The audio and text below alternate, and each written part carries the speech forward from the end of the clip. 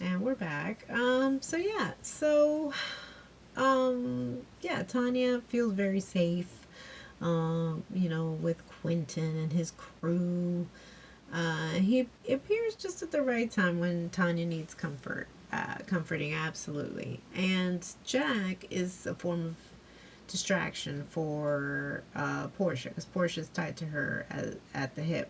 Which, again, there were instances of why certain behaviors were present, because Greg had a major issue. First, he insisted on Tanya, uh, meet him in Sicily, for a romantic getaway for a week. And then he stressed specifically that it was supposed to be just them and whatnot. They were just going to try to, I don't know, revitalize their romance and didn't want distractions of anybody. But, again, Tanya's a big baby, so she needs support constant, even just on the plane, and treating Portia basically like a circus poodle. But he knows that she's still there. So Greg was very miffed that she was there. And so they had to find some form of distraction, and she found it in Jack. And remember, she was like, I want my Italian escape getaway as well, Portia. So she gets it, even though she was starting something with Albie, but he was just a little too much of a nice guy. That's not. And she was honest, though. She was at least honest. But there were instances that were a little gut wrenching to watch, because either it reminds you of your own stupidity for opting for the bad guy, the bad boy, as opposed to just going with somebody who, may not be uber masculine, but will consider you and actually have feelings for you, and see you as a human being as opposed to just a sexual object. But she was just not there for it. So there are instances where Lucia, who's been like trying desperately to stay at the hotel with some money, some major male guest with a lot of money, and she finagles her way into Albie's heart, because basically Portia took his heart and stomped on it a million times. So with Jack, it's apparent that Jack is more up her speed, and it's somebody that she's really interested in. He has tattoos and whatnot, and he has that Brit accent and is very self assured. Um, and she falls for him, and there's like an instance of like who's gonna make whom jealous at the bar at the hotel before they go on this like escape on a yacht with Quentin. And they decide to stay in a nearby island. So they kind of part ways, Portia and Albie. Albie goes with Lucia, and um, Portia goes with Jack, and thinking that like, which is so funny because you could see her like being really overzealous and really enjoying herself, but then when she starts to see the cracks, it's kind of sad, because then you can see it went from an Italian adventure romantic getaway, the ones that you talk about when you're older, to a quick switch to Taken, and that's not the context you ever want to find yourself in. You're in a foreign country, and with a guy that is a little on the shifty side. And then Tanya, before the very last episode, Tanya stumbled upon in a wild party. Portia wasn't there. She was distracted by Jack and had a lot of cocaine and whatever, and in fact, saw a picture of somebody, Quentin is a very young man, because this is his villa where he invites guests, and there's a picture of Quentin with Greg, a young Greg. Now she kind of like spazzes out. She's like, "Am I seeing this correctly?" She was doing a lot of cocaine with this mafioso guy that they get her to, have a rendezvous with. But later she finds out that like, is Jack really Quentin's uncle? Because there is an explicit sex scene between them both, that you're kind of like, is Jack a sex worker and playing himself off as his nephew? Now, that was neither confirmed or denied, so we don't know what that context was, other than the fact that I think we are under the impression that Jack has had to do a lot of things to survive. So, perhaps even doing things he doesn't necessarily want to do. So on the last evening, we find out that the little gems, the little hidden Easter eggs that we've been getting throughout majority of the season, it all kind of comes to the culmination of Miss Tanya. Miss Tanya was the target from Go, and because she's a billionaire. And yes, she made Greg sign a prenup. So if they divorce, he gets nothing. Um, and then we start realizing that Jack knows more than meets the eye. At first, he was just like, he's my uncle. He gives me credit cards. He lets me do whatever I want. But when Portia confronts him about that intimate situation that Tanya came across, it guts him. You can kind of see frustration and repression and anger, wrath in his eyes really quick. Brilliant actor that he was able to evoke all that in just a simple glare. And the way he went from super goofy and super romantic to menacing in like a split second. His eyes look like they just like menacing. Portia's freaked the hell out, like, what's going on and what is this and what is this spell and why did you steal my cell phone? Because they're now afar from the island. Tanya has been left to her own devices with her gaze that she thought that she could be safe with. And Jack lets it be known that something's happening and it's best for her to just take her stuff and get the hell out of Dodge. And quick. That these people are not the type of people you want to mess with. And they're menacing, and there's an operative here of getting Tanya's money. She's like, oh shit. And she had been already kind of like suspecting that like something is wrong here. She's getting like her intuition is kicking in. And she does manage to sneak a phone call through Jack's phone, but she feels threatened by him now because now she doesn't know what's happening. And she kind of pieces it together for Tanya that like, oh, if I divorce Greg, he gets nothing, but if I die, the life insurance kicks in, and he's basically just rich overnight.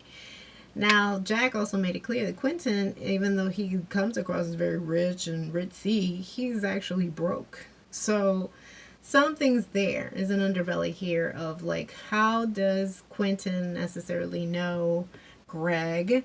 Are they lifetime partners? Have they had a rendezvous for years? And now he's trying to save his boo by killing Tanya. And Tanya, again, the most goofiest of ways, defends herself without realizing it. Who was gonna freaking know that she was the best shooter aboard this yacht? Like, this mafioso that she already been with and knows that he's always not only packing downstairs, but packing always in terms of a piece, a Glock. And she's swift enough to grab it while they're just trying to persuade her, like, yeah, go with him. He's going to take you back to the resort. She knows that she's going to meet her demise. So she goes guns a-blazing. It really feels like a video game. And is able to defeat all these people who were trying to kill her. And you're like, when you're watching this, you're like, whoa, she got away with it. Oh my God, look, who would have thought she got rid of all of them? And there were a few, though. There were two that got away. So I feel like that was done intentionally because perhaps when we come back to the series, season 3, those two might, fill in some holes and might carry the story along. If not bringing back Tanya, even spirit-wise or something. But Tanya, of all goofy, doofy people, she's like, I'm going to see if I can now jump from this big altitude of the yacht to this little rinky-dinky boat on the side. And bitch smacks her head on a rail on the way down and meets her demise that way. I mean, the doofiest of ways of dying. That's how Miss Tanya meets her demise. It's so sad. So that was the whodunit, the person who was like floating at the beginning of the series, the first episode of season 2. There was somebody who was floating, and then you realize that all the people that accompanied her to the morgue were the people that she shot on that boat. So, Tanya was at least, not Tanya, Portia was able to at least warn Tanya, but she does get it. She does get out of Dodge. Like there's just once she found out, I'm sure it hit news quickly. Then she was like, I gotta go, and I gotta save my life. So people did criticize, I believe, around the time that this premiered and aired, that she looked a little on the frumpy side. But can you blame her? She's trying to get out of Dodge. She's not trying to like be seen. And and also Albie realizes, has a hard night, uh, um, a quick lesson in hard knocks, because although Lucia was very convincing of her circumstance, and that even though she has like a pimp that's like pursuing her, and she wants to get out of the game, but she needs to pay off her pimp, somehow ropes poor Albie. But Albie uses his nice guy routine to kind of manipulate his dad into getting that money. He's able to get 50,000 euros, which I think translates to $53,000 in American dollars, to pay off her pimp, and with the hopes and the aspirations of dating Lucia once she's away from her pimp. And then we realize that she played him like a fiddle. And he's like, damn. But he used that leverage to his advantage, because he was able to convince his dad, who's a big producer, Hollywood producer, Michael Imperioli here playing the dad, by putting in a good word with his wife, his mom, Mike, his character's name. Hold on.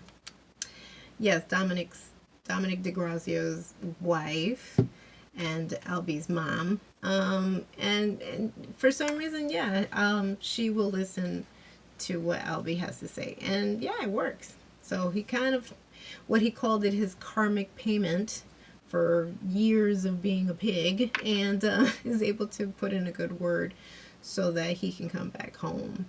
But unfortunately, it came to the loss of $50,000. But was it worth it? Yeah, because now he can come back home. And in the case of Lucia, whatever she was aspiring to, I think she wanted to even be a shop owner. If she's smart, she'll invest that money and not just blow it on clothes and whatnot. And her supposed pimp was a friend of hers that we see actually in the first episode, that he's kind of like a valet to a hotel. He was never menacing, although they pulled it off perfectly, because they really did convince this entire family, and even the Bert DeGrazio, played by F. Murray Abraham, like, you even feel for him, like, he's like, don't go with him. Oh, it was so sweet. And unfortunately, kind of like, oh, that's messed up too. But they all meet at the airport, with the minus of Tanya, because Tanya is deceased. But Portia sees them again and now realizes what she possibly could have had with Albie, and exchanges numbers with him, with the possibility of maybe them actually hooking up. The two couples also kind of go back and forth with infidelity, the possibility of perhaps, hold on, Ethan Spiller, played by Will Sharp, now he suspects that his wife of Harper may have slept with Cameron in a moment when he was in the ocean swimming, and she was pretty mad at him because she saw him talking to the prostitutes that she later found out had slept with Cameron, not her husband. She may have fooled around with Cameron, and he may have now fooled around with Daphne. So this is what I'm saying. I think it's like the revenge of Persephone here, because no woman here was really, victimized or made to feel like a victim, and vindication perhaps. So again, there's so many layers enthralled in history, and the romanticism of Europe, and of history of Sicily, and the reasons why we also want to explore these places as well. So again, kudos to the screenwriters. I enjoyed it. I really give it 2 thumbs up. So you really should watch it. It's on HBO Max. And please stay tuned. I'm going to be reviewing You, and my notes of that. And The Last of Us is also streaming on HBO Max. And again, also kudos to the screenwriters, because I love how they picked all these beautiful songs that went perfectly with the stories, and especially the ending. Hold on.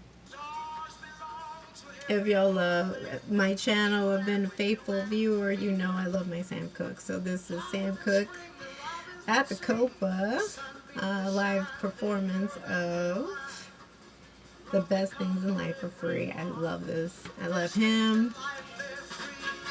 Again, anybody who uses and knows how to utilize Sam Cooke in their shows, I'm already a fan. So if you like what you see, give us a like. Leave us a comment down below. If you'd like to follow me here on YouTube, hit the subscription button and the notification button so you can be alerted of my next DIY, next haul, and review. And let's play this out, y'all.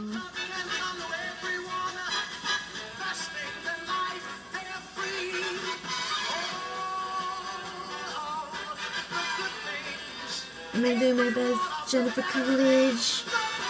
Hi, y'all.